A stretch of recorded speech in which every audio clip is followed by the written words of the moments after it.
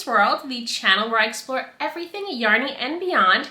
This is episode 4 of the Wool Meets World podcast. My name is Marci. I am a knitter, sewist, and just all-around aspiring maker of all of the things. I live in New York with my husband Chris and some crazy out-of-control houseplants. And oh boy, it has been 4 weeks since I was able to record a podcast episode. I have so much to talk about, so many things that I want to share, so settle in with a nice mindless project and maybe a fun drink. I have one here for myself to keep myself cool. It is 90 degrees and crazy humid in New York City, so I have a fresh peach frosé here to keep me nice and cool. 3 ingredients, super easy to make, just some store-bought fresh peaches that I cut up last night and stuck in the freezer, ice, and some honey and rosé, of course. A darker, full-bodied, and frankly inexpensive one is best. You're just gonna blend it up anyway, and it's so delicious, keeping me totally cool. It is July, and I have so much nervous energy. I kind of get that way when I know that like summer is coming to an end, and my favorite season, fall, is coming around. Of course, it's not the end of summer yet. There's still plenty of time for summer knits and planning fall makes. So let's all take a deep breath and get into works in progress. So in my last podcast episode, I shared 6 summer-inspired knitting patterns that have been languishing on my queue. I was hoping to get some inspiration. I hope you got some inspiration as well. If you didn't see that episode, I will link it down below in case you need some ideas if you're still working on your summer knitting. And it took me a good month to kind of process all those patterns and kind of pick one. So I finally did. I'm so super happy that I picked it, and it is coming out so good. This is the twist, it's backwards. This is the twist loops top, and it is by Other Loops. You can see it here. It is a classic ribbed tank with a really sweet cable detail going down the front. It is a paid-for pattern. Unfortunately, not completely size inclusive. There are only 6 sizes, going from a 31-inch bust to a 47-inch bust. It is knit from the top down, starting at the shoulders, going into the right shoulder, left shoulder, then connecting them at the neckline. I'm going to then be putting these stitches on hold, doing the same for the back, and then the pattern is knit in the round, going all the way down the body. But I'm loving the pattern so far. It is coming out really great. I think, let me see, it calls for fingering weight yarn, and I think it calls for a 3mm size US 2.5 needle. I did not have that one in my Chaigu needle set, so I am knitting with a US size 2, which is 2.75 millimeters. It is working out just fine.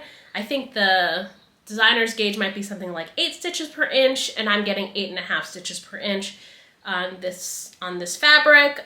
I'm happy with that. I love it. I don't need to really switch up my needles based on that, so I just did a little math, and I am following a larger size than I would normally get to get the particular ease that I am looking for. The pattern is meant to be worn with negative ease around the bust. I am going for 0 ease altogether. I did the same thing for the top that I'm wearing, which I'll share a little bit about later. And I think I love the way it fits, so I think I'm going for the same look here. It's gonna wear slightly different because of course this is a rib, so it is, cinching in a little bit, and it's going to hug the curves, a little bit differently than a stockinette stitch pattern would, but I'm really excited to finish it, and I really want to talk about this yarn. I love it so, so much. This is Berry Linen from Woolberry Fiber Co. You can see it here. It is the colorway Oats. And the yarn is made up of 50% alpaca, 25% linen, and 25% silk. Let me see if my camera would focus on it. I think this is a relatively new yarn from Bethany and team at Woolberry. I think maybe they first had it for pre-order last year. I'm not sure. I bought it last year and I didn't use it, And I did notice that she had another pre-order for it this either early summer or late spring. So it looks like this is only going to be coming around once a year, but let me tell you, it is so worth setting your calendars for. The yarn is so soft, so next to skin soft. It is just, ooh, it's just delicious to work with, and I think it's turning out really nice. My rib is holding up fine. There's fantastic stitch definition there. The cable is turning out really nice, and there's a mild halo from the alpaca on it, and I don't find, like with mohair, when you hold mohair and wool together, you get the fibers like flying off and your nose gets a little tickly. I don't find that with this particular yarn. So it's really a joy to work with. So soft on the hands. It's going to be so good to sort of wear next to the skin, and it is going to take me into late summer and early fall. I'm hoping to sort of finish this in the next month and a half. We'll see how this goes. I don't know, because the yarn is so relatively new, I haven't really seen anyone talk about it. I don't know how this yarn is going to hold up. I don't know if it's going to stretch out over time. I don't know if it's going to pill a lot.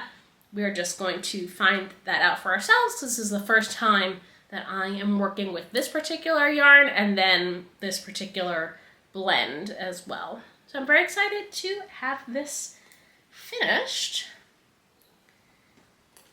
and going. That's all I want to say about that. The next project I am working on is fall inspired, and you cannot tell what it is based off of this piece that I have here, but this is the home V-neck, the home sweater V-neck from Kate Quinn, and I am using Explore Knits and Fibers Boucle on this. It's a DK weight yarn.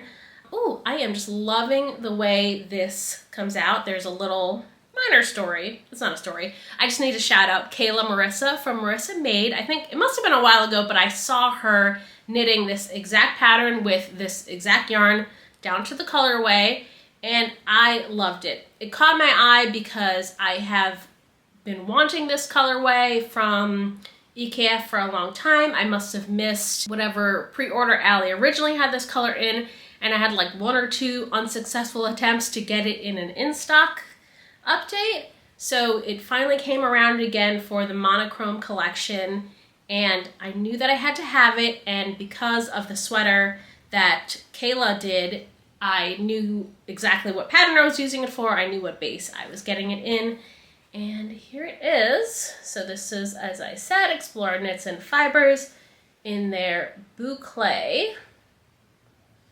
It's lovely. I love it. So the colorway is To the Stars Who Listen, and Allie's labels are a tad smaller than my eyes can handle. So that's 240 yards for 100 grams. I don't know if you could actually see that on the camera. I'm dropping my glasses. That's totally fine. So I am loving it. So more about this pattern. It is a paid-for pattern. It's an oversized drop shoulder V-neck. It's knit from the top down. Here I have done the back of it, and I'm just coming around the shoulder and doing increases for the V-neck here. I believe the pattern calls for a 5mm US 8 needle. I am not using that. My preferred gauge or my preferred needle for working with DK yarn is a size 4mm US 6 needle, and I just like the fabric that I get better with that. My gauge maybe tends to be a little bit loose, so going down a needle size always works perfectly for me. As a result, my stitch gauge is much different. I think I'm getting about 3.5 stitches per inch, so I, of course, am doing some more math, and I am following a size extra small to get about like a 7 or 8 inches of positive ease around the bust. I, of course, say about that amount because I don't really know. It is so hard to measure this boucle yarn, measure your stitches per inch. You can see the lovely texture, but you cannot see the individual stitches at all because of the way the yarn is plied. Let's see if I can pull this up and show it. the camera will maybe focus on that. There you go.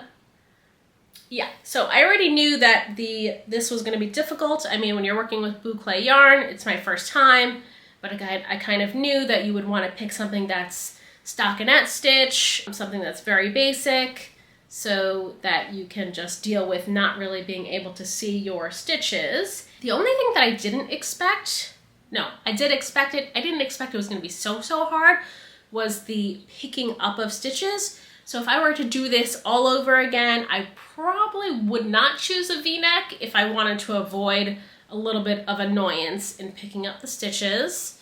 So you can see here, maybe you can see here, this is where I picked up stitches for the front to go down the V-neck, and it was just really hard to see how many stitches I was picking up. I didn't know if I was even picking up like in between stitches like Kate explains in the video tutorial that comes with the pattern.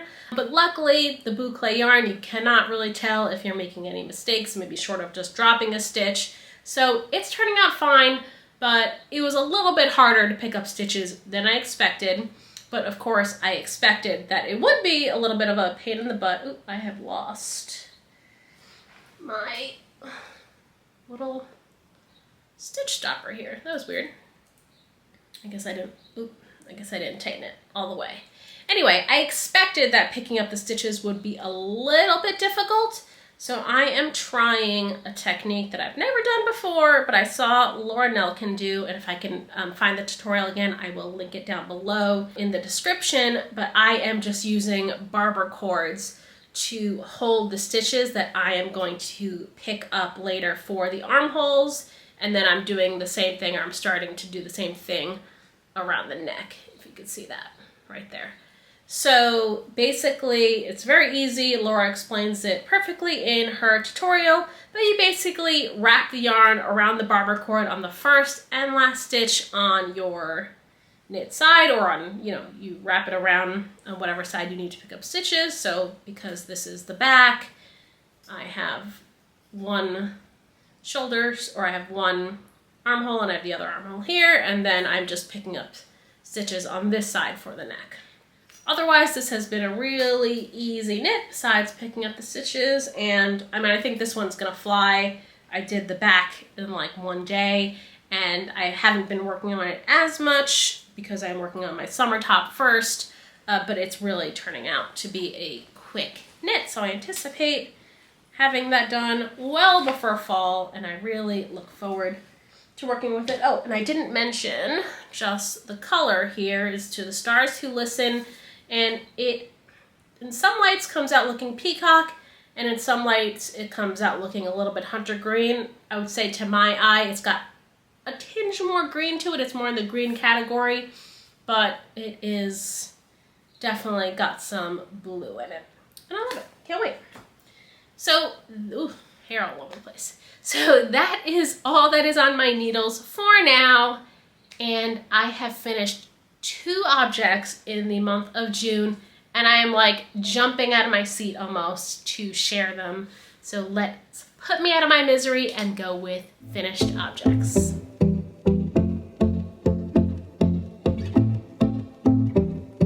So I finished 2 projects in the month of June, and I love how they both turned out. The first one is this hat.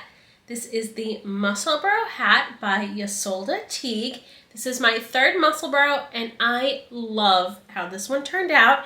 It was inspired by Stephanie of Edible Thoughts Makes. She made a stripy Musselburgh hat, solid on one side and then stripy on the other side. And I knew that I just had to take inspiration from her, and I love how this turned out. It looks so awesome. It is so fun, and when you put the hat on and flip up the brim, it is so cute. I love it. Oh my goodness, I'm so thrilled with how this turned out, and I'm so glad that Stephanie talked about hers in her podcast and shared it on Instagram, because I was so inspired, and I'm so thrilled with how this hat turned out. Like I said, this is my 3rd Musselburgh, so for this one, I used a size 3mm US 2 needle, and I did the main color here, which is, let me show you, this is Dye Mad Yarns in their Rainbow Tweed. Let's see, I'm having problems focusing today. You can see that. It is their Rainbow Tweed. So it is a solid blue with these rainbow tweedies that look almost like speckles, but it's actually tweed. It's so fun.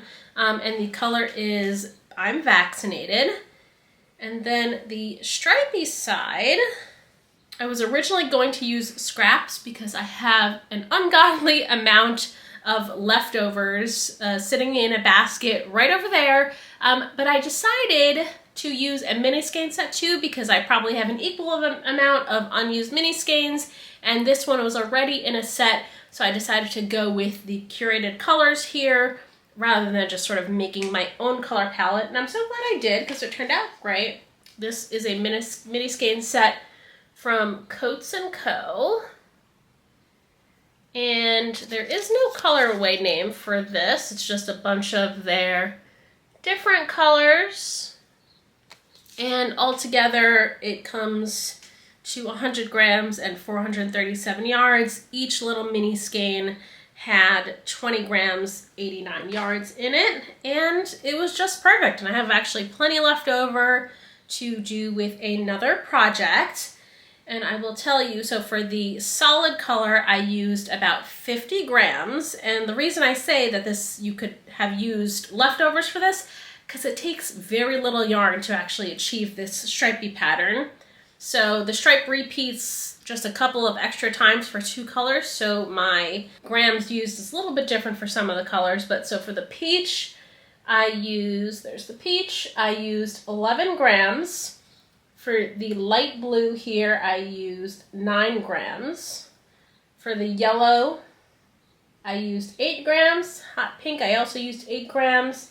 And for this, I'm going to call it this plum, I used 7 grams. So this is a 5-color repeat. I think Stephanie, in her version, actually included the solid color within the stripes too. I did not do that because you can see that there's already a blue in this mini skein set, and it is actually very similar. If my lighting would cooperate, it is very similar to the blue that was already in the mini skein, so I chose not to add it in as to not have like essentially 2 of the same color. It's like a slightly lighter shade, this blue, but it would essentially look like the same color from afar, so I chose not to add that in. And I followed Stephanie's project notes for the stripes a little bit. As I said, she did 6, I have 5 here. So for the brim down here on the bottom, when you are wearing the hat this way, let me put it on so you can see again. Yeah, when you're knitting the hat that way, the brim, if you just did, yeah, okay, a little fiddly here. So for the brim, I did 4 row stripes to achieve this 2-inch brim, and there were 5 colors at 4 rows, so it gave me 2 inches and just a little small brim. And even if I wanted to, I could, you know, lift it up higher and you get some of the other colors. So I did that per Stephanie's instructions, and then what I did on mine, I forget, I think Stephanie's stripes on the top are all the same size for the body, but what I did on mine, out of the 5 colors, 2 of the stripes, I believe in the bottom here, it's this one and this one. 2 of the stripes are 8-row stripes, which for me came out to 3/4 of an inch, and then the rest of them, the other 3, are 9-row stripes, which came out to 1 inch. So I have kind of an alternating, or like in a little bit of an irregular stripe pattern, and I thought that just added maybe a little bit of interest to the hat. And oh, I just love the way this turned out. I will tell you, so last time in my podcast, when I was talking about just the solid side, I mentioned that I was sort of experimenting with the different lengths that I liked everything, and I really think I like this length. This is an adult medium instead of the adult small, which is the one that I knit for my original muscle burrow. And I did for the increases, or I really started this way, for the crown increases and the crown decreases, those were about 2 inches from cast on to the last increase or decrease. So that was about 2 inches. Then I did 7 inches for the body and then a 2-inch brim, which is more apparent on this side. 7 inches for the body and then smaller stripes for a 2-inch brim. So altogether, the whole thing measures 22 inches from cast on to bind off, and in between the crown increases, decreases is 18 inches. And I really like how that fits. My original one, I think, was 16 inches between the crowns, and it just came out a little bit too short for me, and I wasn't like happy with how the brim folded up. So I'm much happier with how the brim folds up here. It actually covers my ears, and you get, you know, on the solid side, you get that little striping detail, which I think is really, really cute. So that is my muscle burrow hat. And let me just page down in my notes here. Okay, the second project that I finished is the tank top that I am wearing. This is Galax from Andrea Gone Knits, and I knit this in a indigo dyed cotton yarn that I got from Rhinebeck. It is a really kind of rustic yarn. The ply wasn't totally even on it, but it's so soft. It came out very drapey. I love the way it turned out. So Galax is a paid-for pattern. It is a cropped V-neck tank, and it had the V-neck on both the front and the back, which I modified. Plenty of sizes to choose from. It's graded to 10 sizes, and it is worked from the bottom up in the round, and then you work back and forth once you split for the armholes. I think the pattern calls for 0 to 2 inches of negative ease, so I just did 0 ease. So right around my bust there's 0 ease. It just hugs my bust at the exact appropriate size. I think that turned out great. I love the way it fits. I made a couple of modifications. The first one is that I did this strap just slightly larger. I think Andrea calls for 8 stitches for the strap. I did a 12 stitch strap just to make it slightly wider. And then the pattern I said is cropped. In my case, I did it slightly longer. I think in hers, the pattern comes just to the end of the natural waist, and I did 2 individual repeats of the lace chart on the body to get the length that I have here. My natural waist is right here. The hem of my pants is right here. So this comes or the waistband of my pants, this comes just right past the waistband. And then the other modification that I did was, instead of making the top or the back of V-neck, I just went all the way up and made it more of a crew neck. And as a result, it's a little bit longer in the back than in the front. And I think I'll try to post a picture of this so that you can really see the detail in it. I have all the notes in my project page on Ravelry on how to do this, but basically after I split for the armholes, I did the front just as is written in the pattern, except for making the strap a little bit wider. And then for the back, I just kept going with the lace pattern up until I got to the right length. I think I have 16 inches between the bind off on the neck and the hem of the bottom here, and so I just kept going until I got to the length that I wanted it to be, and I bound off just a bunch of stitches for the neck. And then for the straps, I did alternating, you know, a decrease and a regular row until I got to the length of strap that I wanted, and then I grafted the 2 pieces together as written in the pattern. I think it came out great. I love the way this fits. I think I'm really happy with the modification. I'm not sort of one to wear anything that's low back or open back. That's just not comfortable for me. So originally I was gonna just take it slightly higher and do like more of a scoop neck back instead of a V-neck to make it more bra friendly. But as I was going, I decided I just loved the way the stitch pattern was coming out along the chart. This little lace that's Estonian inspired was coming out so beautifully. So I just decided to keep going all the way at the back. And ultimately, I'm really happy with that modification. I mean, like, if you're gonna make your own clothes, you want it to fit the way that you feel comfortable, that makes you feel nice. So I think having it just go all the way up the back to my neck makes it feel great for me, and it's so cool. I cannot wait to just get out with it. It's really keeping me cool on this really hot day. It's very hot in here. So this is really a nice top to be wearing in the summer. And I think when I go back to Rhinebeck this year, I'm gonna look for the booth again and see if I can find more of this yarn. Because as I recall, they had it in sort of different dyes, like different grades of indigo dye. So you can get yarn that's really light or really dark. And I can just like envision like a whole wardrobe of cotton, shirts and tanks to wear, even through the winter. Because cotton is an all-weather sort of fiber. So that is it. That is what I have finished. I love them both. I'm so excited to be finished with these. Normally, I would share my plans at the beginning of the month. It is the beginning of July, but you kind of just saw them. It is going to be knitting those two tops, one summer, one fall. So instead, I am going to be sharing some acquisitions that I made of fabric and yarn, and let's get into that right now in a segment I'm calling Stash Talk. So June 8th was Worldwide Stitch in Public Day, and it had been so long since I actually went out and celebrated it. So my mom and I decided to head over to the Endless Skein, which is a yarn store in the very charming town of Cold Spring, New York in the Hudson Valley. And oh boy, we had such a good time.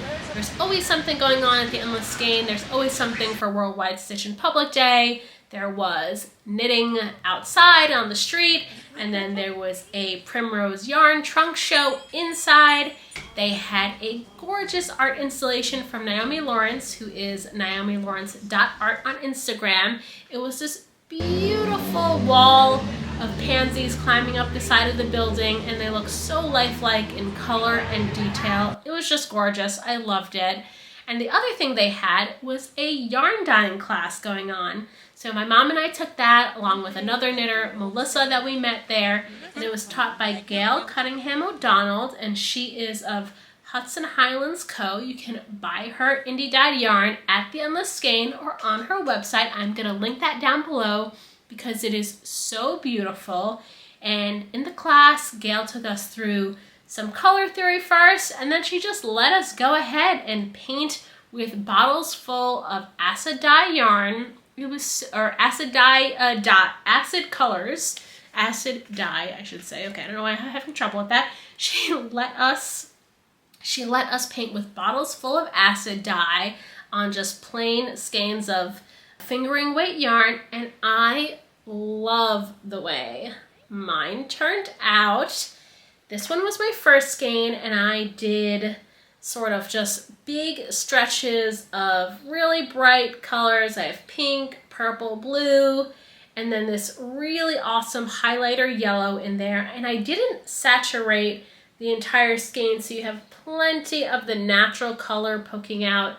I think this is going to be so fun as like an accent skein in a color work project, or maybe just like a really fun pair of socks.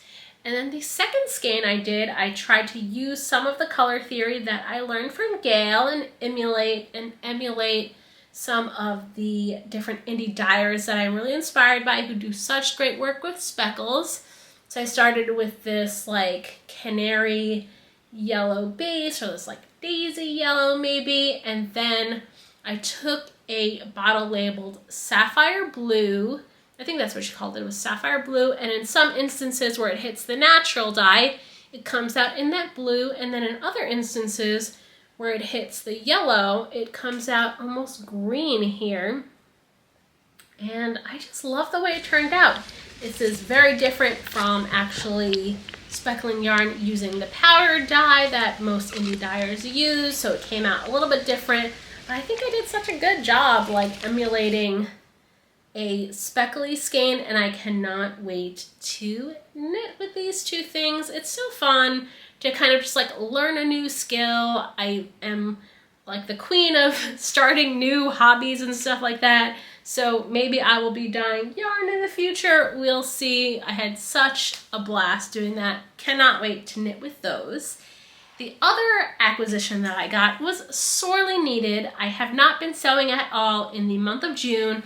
I've just been too busy with the various dates with my friends and family that I've been going out on, and then preparing for a house guest at the end of the month. So I have not had any sewing time, but it gave me the space that I needed to prepare some patterns and then to buy some sorely needed supplies, including fabric.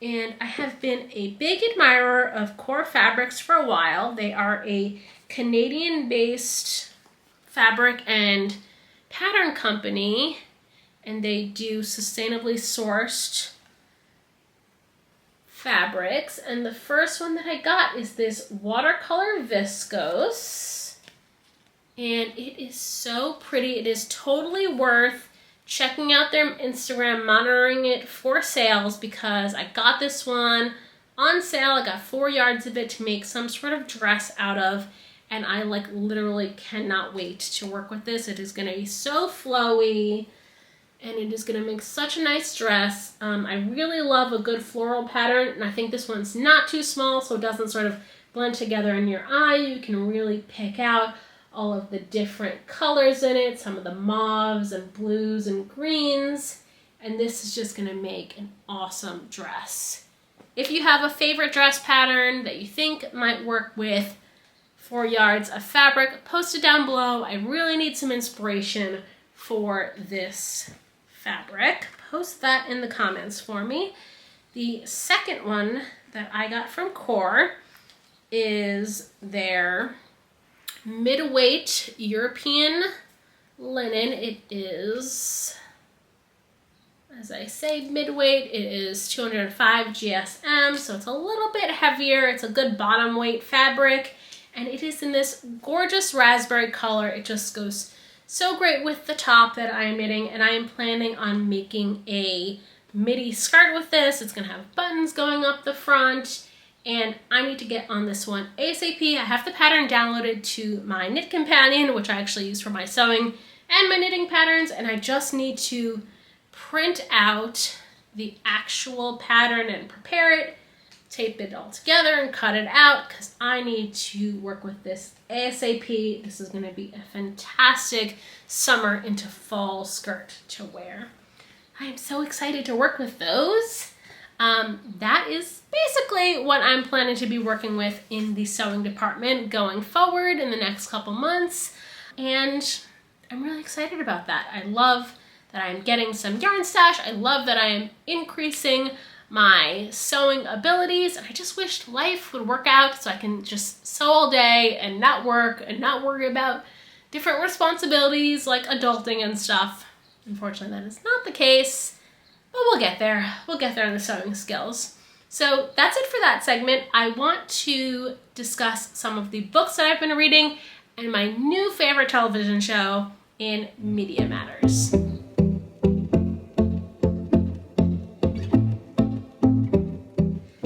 First book that I have been reading is The Rose Code by Kate Quinn. This was a really captivating historical fiction. I've been reading it over the entire month of June. It is a whopping 600 plus pages. If you've seen the movie The Imitation Game, you might know a little bit of the backstory here. It follows 3 women who work at Bletchley Park, the secretive code-breaking facility in England during World War II. And it goes through the friendships and betrayals and fierce loves of 3 women, Osla, Mab, and Beth. And it is so captivating. The writing is so clear. The storytelling brings the characters and the era completely to life. Particularly for me, the character of Osla resonated You can see her sort of like flapper girl style in her voice, and it was a really nice, like refreshing blend of intrigue and a little bit of dry romance, and it just kept me turning the page. It kept me going through 600 pages of this twisty, turny, intriguey historical fiction, and it's actually based on a real place, women who helped break German codes during World War II. I don't know, it sort of just brought to front of mind for me the sense of duty that you must have, sense of duty that you owe your country during extraordinary and turbulent times. So it was a really nice book to read. I loved it so much. I am coming back for Kate Quinn, and I really highly recommend it, especially if you love a good historical fiction. It's totally full of intrigue. Loved it. The second book that I am listening to, actually I finished it just a couple days ago, is Crochet and Cauldrons by Nancy Warren. It is part of the Vampire Knitting Club series. It's something that I discovered back in October with my book club in the Love and Stitches membership. We read the first one, which is titled The Vampire Knitting Club, and it follows hapless knitter Lucy Swift, who inherits a yarn shop from her grandmother when she dies, and it is, unbeknownst to her, the host of a vampire knitting club. It is a cozy mystery series set in Oxford, and it revolves around Cardinal Wolsey's knitting shop, and it's so fun. I mean, it's not like, you know, award-winning literature or anything, but there's fun plot twists, and it's pretty clever, if not, you know, apparent, but it's just downright fun. I'm on book 3, which was Crochet and Cauldrons, and I kind of just pick up the series whenever I need like some, you know, little palette cleanser in between heavy books, or if I just don't have something that I immediately want to listen to right away. I have picked it up, and I've loved coming back to the characters each and every time that I've picked it up. I think there's about 15 or more books in the series already, and I found them all on Hoopla with my library card. And I love them. They are so fun. I've never really read cozy mystery before this series, and it's great. It's just a nice little palette cleanser in between sort of heavier topics. But what I really want to get to is my favorite show, The Bear. Has anybody else been watching this show? Okay, so I heard all about it when it had its like award-winning season 2. My husband watched season 1 and season 2, so I heard about it already. I just had not actually sat down and watched it, so I knew that season 3 was coming out at the end of June. My husband was going to watch it, so I really wanted to be caught up on it so that we could watch season 3 together. So throughout the month of June, we sort of binged seasons 1 and 2, and we've already started season 3. I think we're like 4 or 5 episodes into season 3 already. I love it. Wow, this is my new favorite show. If you're not familiar, just very quickly, The Bear follows Carmen Berzetta, called Carmy. He is like a fine dining chef that comes home to his family's restaurant that he inherits when his brother dies, and the place is a mess. It's not really organized, and he, as a fine dining chef, has to kind of pull it all together and save it. And I think season 1 sort of goes through the growing pains that he goes through with the staff, and then season 2 is them kind of classing up the joint. I just love it. Like, apart from the really amazing acting performances from the cast and like award-winning guest stars, I think the writing and like the cinematography on the show are probably 2 of my favorite things. It's so smart. It's like a slow burn, so you know, it's not quite clear where the show is going right away, and they'll like drop like a little detail that is not even coming back until season 2 or season 3. And I just think that it takes like a lot of courage to write something that, you know, you're just dropped right in the middle of, you don't really know what's going on, and you're slowly peeling back these layers like an onion. And I think that takes a lot of courage to write a show like that. I think some people may not get it right away or may not understand what's going on, and that's the point. You're dropped right into the middle of this world, and you're slowly realizing what these characters have gone through. The cinematography is just gorgeous. I think if you appreciate visuals and music and editing, season 3, episode 1 is one of the most gorgeous episodes of television that I've ever seen. It's atmospheric and mood setting. It's just gorgeous. I love it. It's such a heartfelt show, and it's so fun to kind of see like a dramatized version of how a kitchen works, especially if you really like, you know, going out to restaurants and fine dining. It is hard to knit, however, while watching the show. That is my one complaint, but I think that's more of a me thing. I don't want to miss like a second of this like gorgeous, nuanced show. So when I was knitting my Musselburgh hat, I had no problem because, you know, that's just straight knitting in the round. I don't have to look down at all for that. But with the 2 projects that I have going on now, I cannot knit while watching the show because I need to just like stay focused on all this like gorgeous, you know, nuanced stuff that they put into it. So can't knit while I'm watching it, but it is still my favorite show. Okay, I think I'm looking at my notes. Ooh, I've been talking for a long time. It is time to get myself another Frosé because I am almost on empty here. And that is it for this episode. Let me know what you're working on down in the comments, especially if you are watching The Bear, if you love it, if you hate it. Open dialogue here. Let me know. I'm obsessed with the show, so I'm really interested to hear everybody's thoughts on their projects and on their books and on their TV shows. Thank you so much for watching.